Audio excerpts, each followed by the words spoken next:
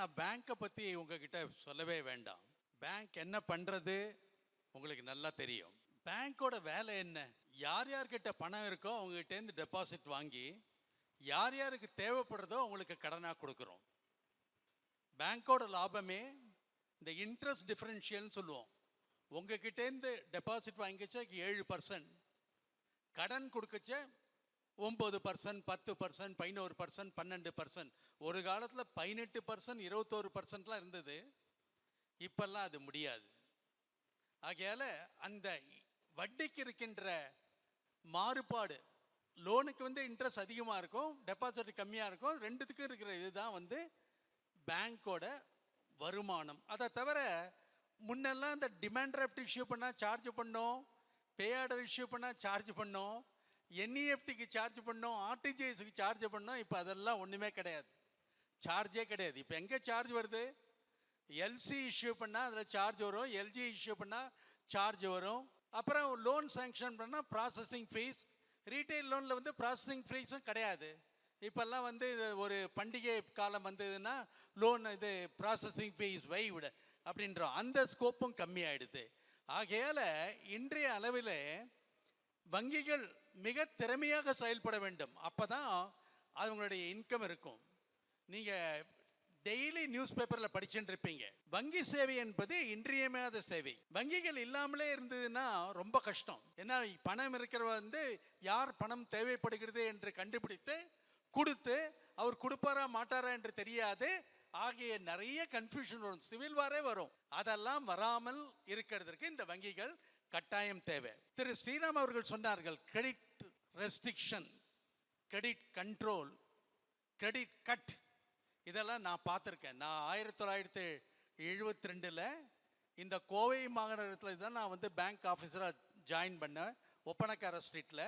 ஆகையால் கோவை சூழ்நிலையும் தெரியும், அந்த காலத்தில் எந்த நிலைமை இருந்ததுன்னு தெரியும். ஆனால் இப்போ பார்த்தீங்களான்னா அந்த 10 வருஷமாக கிரெடிட் ஸ்குவீஸும் கிடையாது, கிரெடிட் கிரன்ச்சும் கிடையாது, கிரெடிட் கட்டும் கிடையாது. எவ்வளோ கிரெடிட் வேணுமோ வாங்கிக்கலாம். பல்வேறு திட்டங்கள் வந்திருக்கு. நான் சில திட்டங்களை சொல்கிறேன், மீதியை உங்கள் கேள்வியை ஆன்சர் மூலமாகவும் தெளிவுபடுத்துகிறேன். இப்போ இன்றைய நிலையில் பேங்குகளில் இருக்கின்ற வைப்பு தொகை டெபாசிட் 224.73 கோடி லட்சம் கோடி, 224.73 lakh crore. வங்கிகள் எவ்வளவு கடன் கொடுத்துருக்கு அப்படின்னு கேட்டிங்களான்னா, கடன் கொடுத்த தொகையானது 179.60 லட்சம் கோடி, கிட்டத்தட்ட 80% கடனாக கொடுத்திருக்கிறார்கள். முக்கியமா பேச வேண்டியது என்னன்னா, அனைவருக்கும் வங்கி சேவை. ஒரு காலகட்டத்தில் பார்த்தீங்களான்னா பணம் இருக்கிறவங்களுக்கு தான் வங்கி, பணம் இல்லாதவர்களுக்கு வங்கி கிடையாது. அவங்க வீட்டில் அரிசி டப்பாலையோ துவரம் பருப்பு டப்பாலையோ சேமித்து வச்சுருப்பாங்க. நான் நெகமம்ன்ற இந்த கோயம்புத்தூர் பக்கத்தில் ஒரு கிராமத்தில் வேலை செஞ்சேன். அப்பயே சொல்லுவாங்க, ஏங்க நீங்கள் கணக்கு ஓப்பன் பண்ணக்கூடாதுன்னா, இல்லைங்க நாங்கள் வீட்லேயே அரிசி டப்பாவில் வச்சுப்போங்க, துவரம் பருப்பு டப்பாவில் வச்சுருப்பாங்க, ரூபாயை எப்போ தேவையோ எடுத்துப்பாங்க. இல்லைம்மா, நீங்கள் பேங்க்குக்கு வாங்க, எங்ககிட்டயே கணக்கு ஓப்பன் பண்ணுங்க அப்படின்னு சொல்லிட்டு வந்தோம். அப்போ அவ்வளோ அப்பீலாக இல்லை அவங்களுக்கு. ஆனால் இந்த பாரத பிரதமரின் prime minister Jan Dhan Yojana scheme வந்தப்புறம் ஆச்சரியப்படக்கூடிய அளவுக்கு வங்கி கணக்குகள் துவங்கி இருக்கின்றன. அதுவும் முக்கியமாக பார்த்தீங்கன்னா, ஆண்களை விட பெண்கள் அதிக அளவில் கணக்குகளை துவங்கி இருக்கிறார்கள்.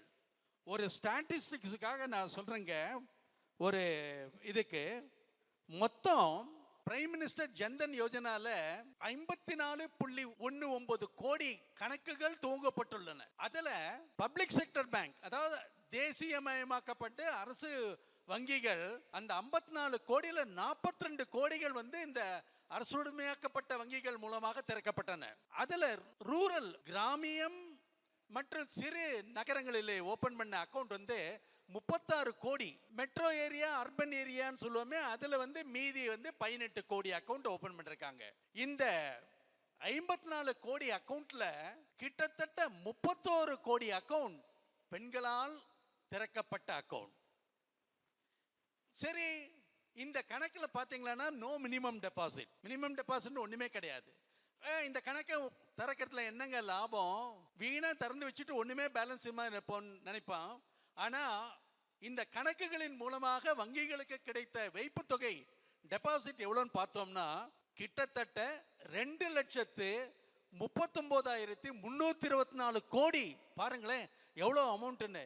இந்த ஜன்தன் ஸ்கீம் வராமல் இருந்திருந்தால் இந்த 2,39,324 கோடி வங்கிகளின் வந்திருக்காது. அந்த அளவுக்கு currency in circulation would have been reduced, கம்மியாயிட்டு இருக்கும். அந்த மாதிரி இதுல கடன் இவர்களுக்கு ஒரு கணக்கு துவங்கிய உடனே ஒரு டெபிட் கார்டு, ரூபே கார்டு அப்படின்னு கொடுத்துருவாங்க.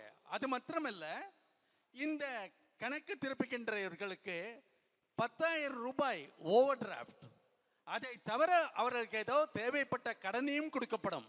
இந்த மாதிரி பார்த்தீங்களன்னா ஓவர் பீரியட் ஆஃப் டைம் கிட்டத்தட்ட 48.92 கோடி கணக்குகள் மூலமாக 29.93 லட்சம் கோடியை கடனாக கொடுக்கப்பட்டுள்ளது.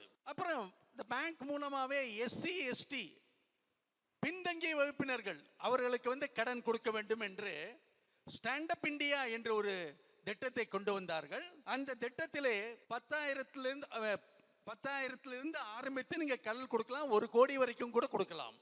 இதன் மூலமாக பயன்பெற்றவர்கள் கிட்டத்தட்ட 2.36 லட்சம் மக்கள்.